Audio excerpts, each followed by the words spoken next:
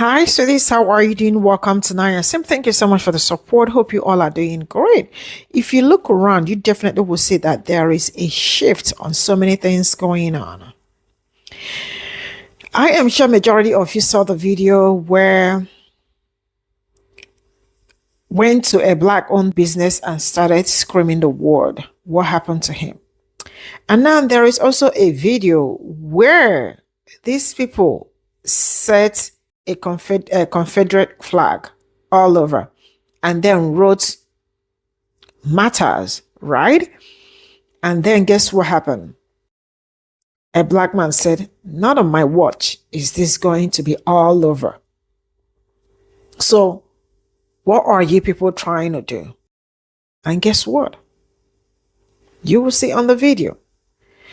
The truth is that these people do not understand what it's going on. But one thing I have been advising them to do is that when you want to do some certain things, make sure you go to the right place to do it, like the one that did in Mississippi and got caught. The second one, I don't know where this happened, but I love my people. Now I am going to say this. They've been really wanting to see black people outside on the street, but I love how strong you all are. Black people know how to do their thing. They are not on the street, but their wallet speaks louder than any other thing. That is just a different kind of protest on its own. Remember in the video that I did the other day telling racist white people that they never know what type of black people that they may be approaching with their racist bullshit out there in them streets? Yeah, y'all need to be real careful because some black people are out there just waiting. They are just waiting for an opportunity. And they will dare you. They will dare you to act on your racism.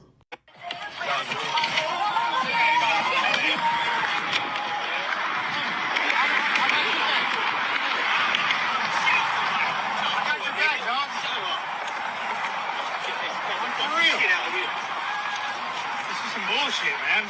Fuck you. Fuck you. Go ahead, I'm finna make sure I got his motherfucking tag number. I'm gonna make sure I got that. Fuck y'all. Fuck y'all. Fuck y'all. Fuck y'all. Fuck. Fuck y'all. I'm with you. I'm gonna make sure we got people coming. We got people coming. We coming. We coming, baby. We coming after your ass. We coming after your ass. You got the right nigga. You got the right one. Y'all niggas been hanging and burning us up. You ain't showing this shit. Fuck y'all niggas that shit.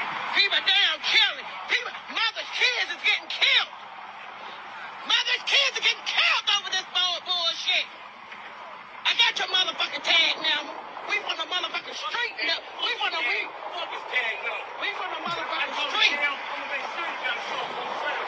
We got your tag now, and you will see us again. You will see us again. Yeah.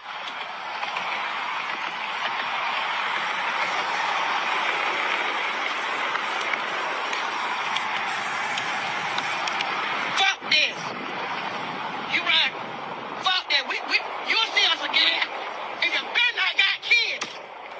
You better not got motherfucking kids. We coming at every motherfucking body. We coming at every motherfucking body. Every motherfucking body. We coming at every motherfucking body. Every motherfucking body. I got you. If I see it on Facebook again, I'm pulling back up. When I think back to when Savannah got popped in the mouth out there in them streets in New York, and then I think about, go back even further to the Montgomery Brawl, the Battle of Montgomery.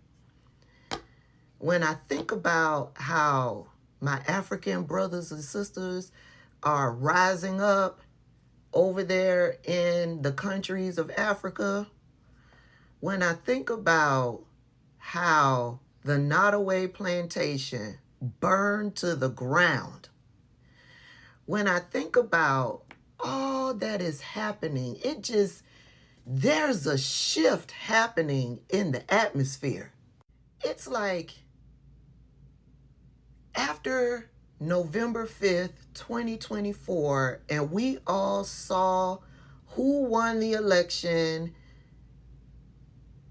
and we learned how other groups of people, minority groups of people voted, we all just seem to say collectively, all right, bet.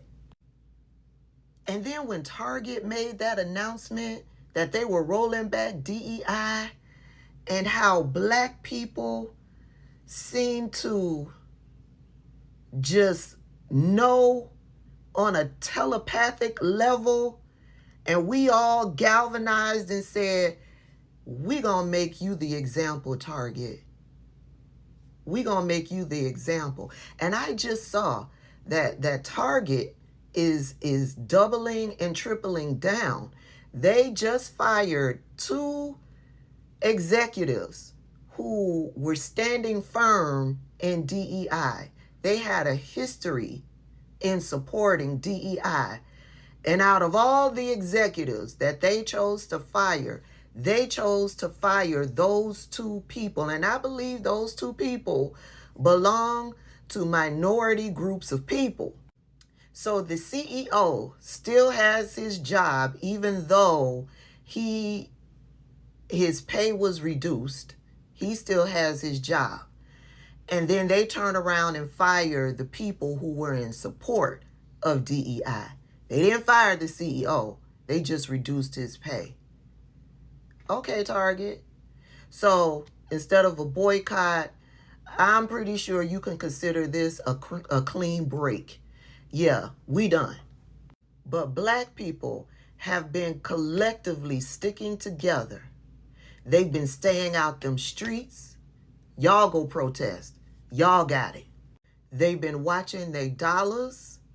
Yeah, we don't want to spend extra money with those who are not standing with the Black community. Yeah, we may have to spend some dollars with you out of necessity, but all of the extra bullshit, yeah, we not doing that collectively here in the Black community. I told y'all, my savings account is looking real nice because I'm not spending the money that I used to spend.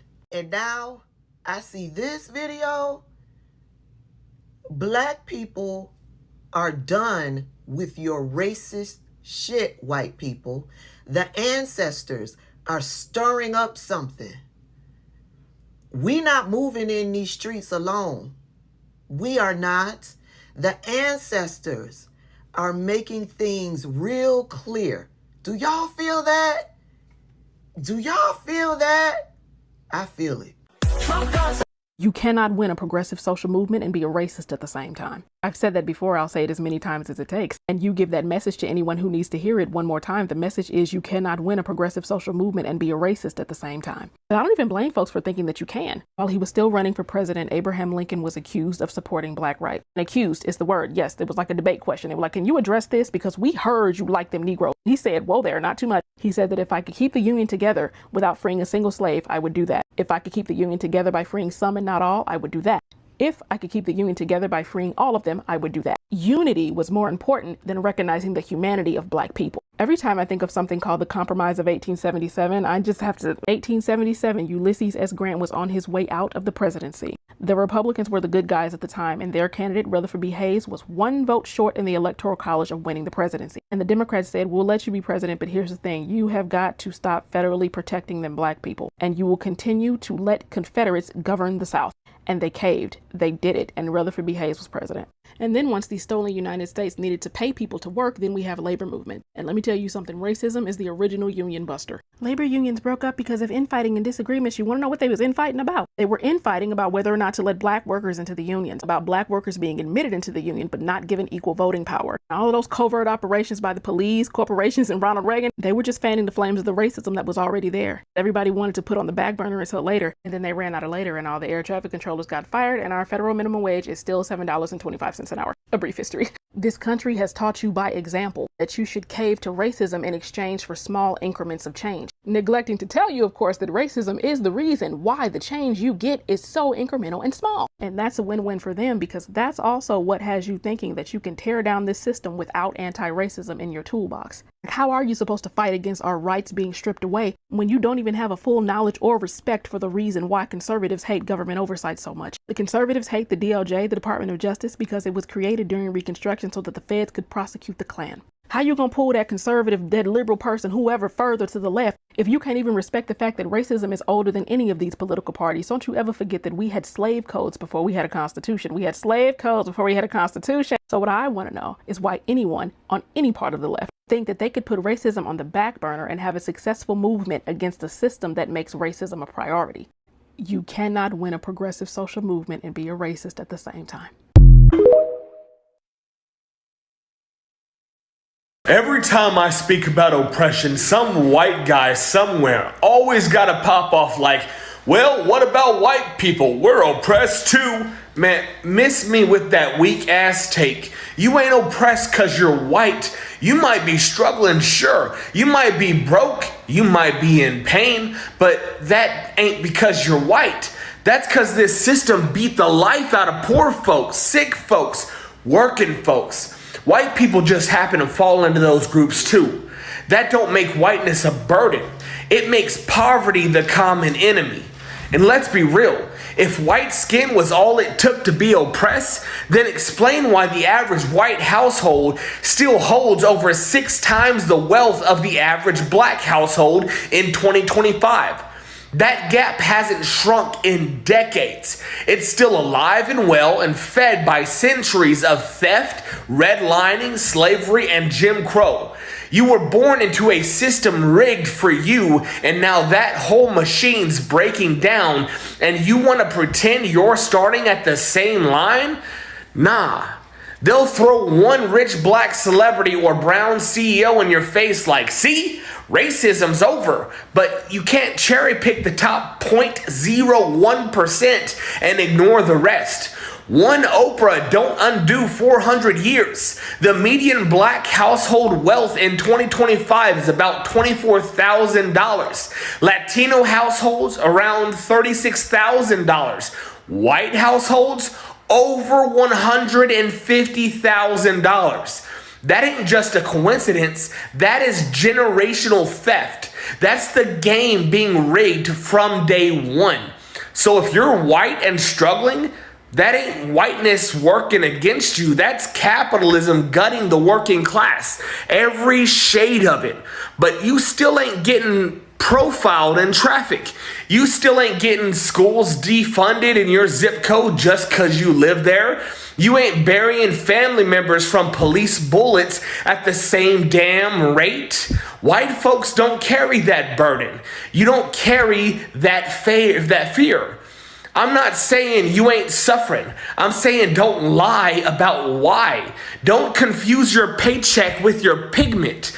You're broke because the rich treat labor like garbage, not because the world hates white people. That's not oppression, that's economic violence. And we all need to fight that together. But if you go around acting like your whiteness is a curse, like you're the real victim now, you're not just wrong, you're a part of the problem. James Baldwin said, as long as you think you're white, there's no hope for you. You want power?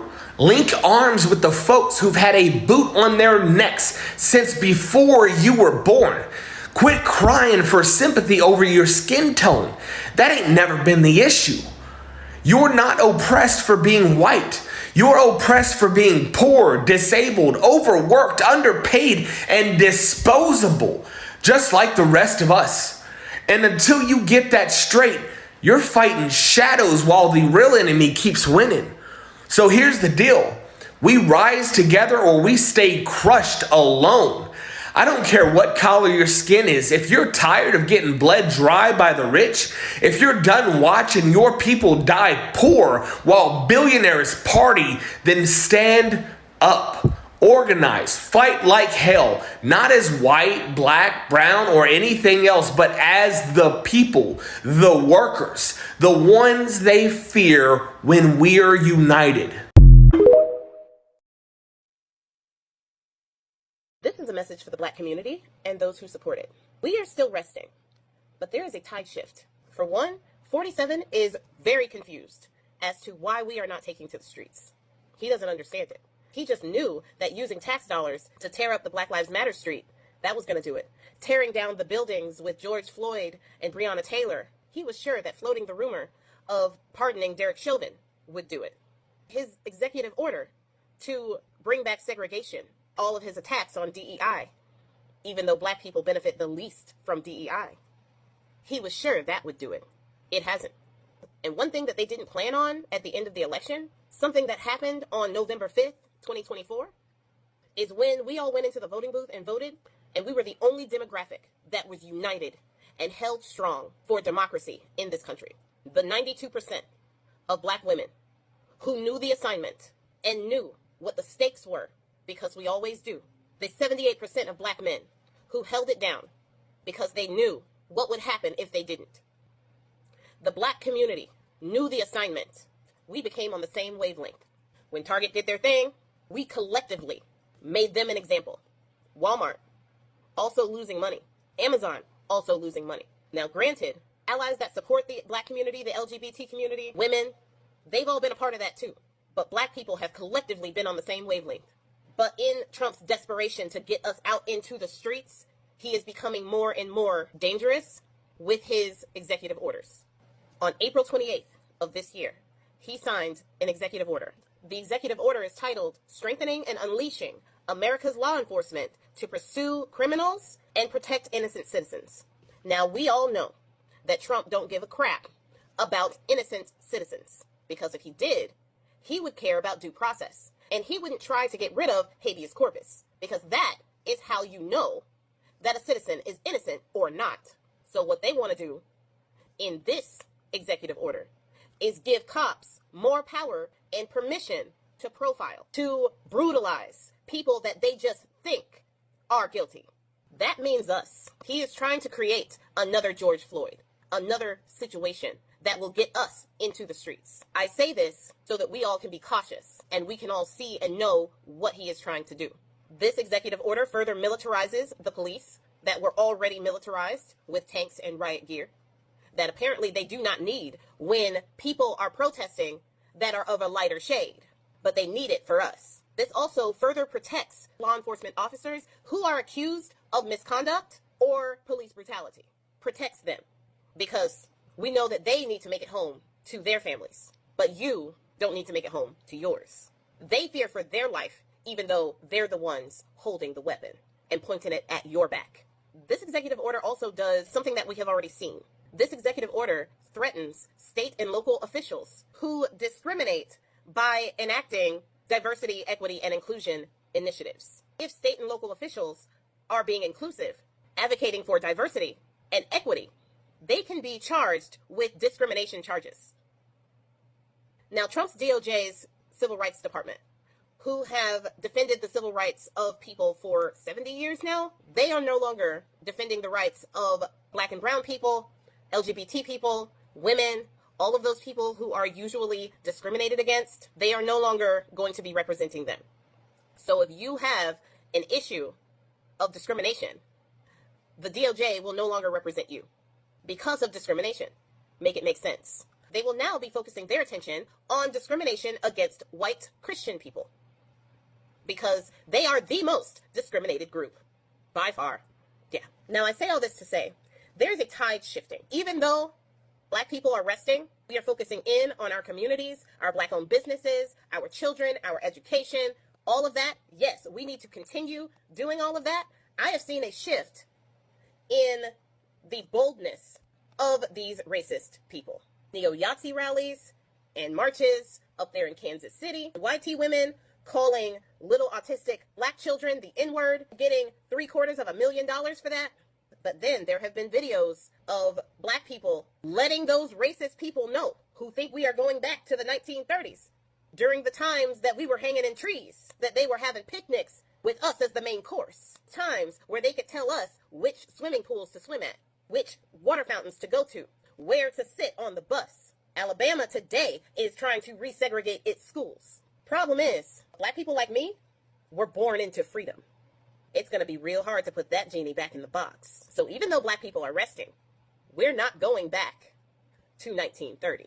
We are a different breed. But I say, be cautious, because 47 has already started putting things in place, specifically for us, because he wants us to protest. And when we protest, he will enact martial law. And he already has the orders in place to do that. We need to know the enemy that we are fighting. So what do? Stay out of the street. Do not protest, no matter what happens. What we will do is we will continue to organize and protest with our wallets, cheer on our allies who are out in the street, strengthen the black community, and to be there for each other. We will continue to support black-owned business with our wallets and our presence. We will continue to be united as we were on the 5th of November 2024 when we tried to save this country. We will continue to do what we do best, thrive in our excellence, even during the hardest times. Love y'all. I don't usually say this, but share this video to somebody that you think needs to hear it. This is all I got from this video, and absolutely love it. Shout out to everybody.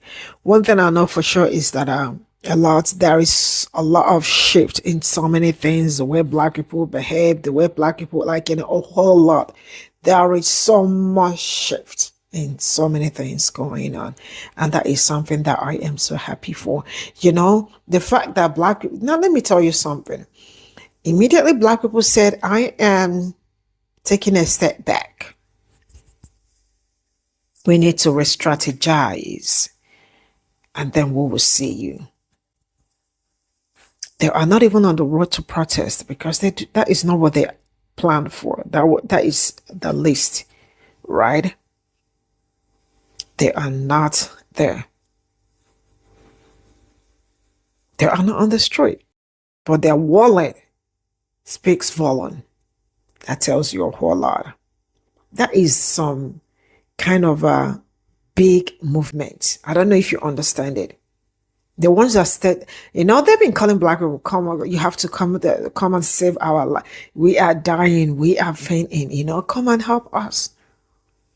Black people say, you will save yourself this time around. And they meant it.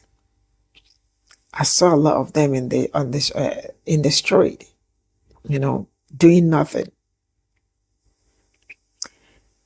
Because black people were not there to arrange as usual. The protest was just somehow. Black people say, we are not coming out. And they did not come out. What are they doing? They are protesting in a different way. Is it working out? Absolutely, it is working out. Check all of them all out. The companies they are boycotting, you can actually see that they are having a hard time. Now I'm back to the truth is that these people thought that they can always do some certain things to people that look like me. And nothing happens. It is no longer that period. A lot has changed. They can come out, holler some certain words or say some certain things on people that look like me and get away with it. You might get away with one, but you may actually not get away with some. And that is, make sure that when you are about to holler that thing you want to holler, make sure you holler it at the right place. Don't go to the wrong place to holler it. Say it at the right place, so that if the right people there have something to tell you, they will tell you the right thing. You saw how a whole Confederate flag all over. What was their plan? To scare people that look like me away, or what? And the right man said, not here, not anymore. You cannot do that. We aren't taking this. And that is how it is. Make sure you always go to the right place to do some certain things. And a very big shout out to Mississippi, right, for the one they did. They think they can just do anything. They do anyhow and get away with it. But not anymore. I love my people's strength. You know, when some, like the white man said, when some certain kind of opinions comes up, they are like, what about, are you oppressed? You are not oppressed. You don't know what oppression means. When people that are oppressed are talking, just shh, hush. Let people talk about their experiences, how life has been for them, how life is tough, because so far it is tough. Like the sister said, Black people must remain out of the streets to protest. Don't allow yourself to be baited, because a lot has happened since the first day this man got into power to this very moment. You all can see the shift also on social media. It looks like there is an importation of racism, back, forth, left, right, all targeting people that look like me. But you all know them better. You all are smarter than them. Why? You know them better than they know themselves. You all are doing great. So far, I hope we continue to do what we know how to do best. Continue to move the way you've been moving, because they are kind of scared. Like, how are these people doing? How are they acting the way they are acting? You are not making noise. You are not screaming. You are not shouting. You are not even on the street or anywhere. That alone, it's scary. I remember bringing videos here where they are asking, are Black people experiencing all these things going on? You remember that I brought that video here? Yes. Because they are like, why are they not reacting? Why are we not even seeing them on the road?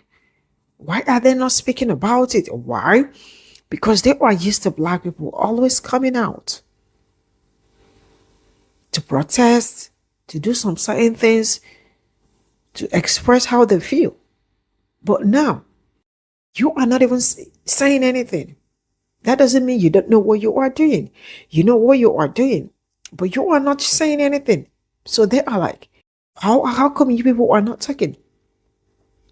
They talked about segregation. You all said, okay, that is fine if that is what they want. How? How is that possible?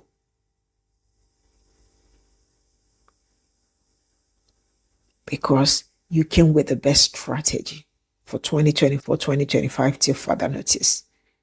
And they are still trying to catch their breath on how all these things are happening and how you are able to maintain your steers, because so far you all are maintaining steers, standing on business. So it's very shocking to them. I love it for my people. I am going to draw the curtain here and I will see you all in my next video. Bye for now.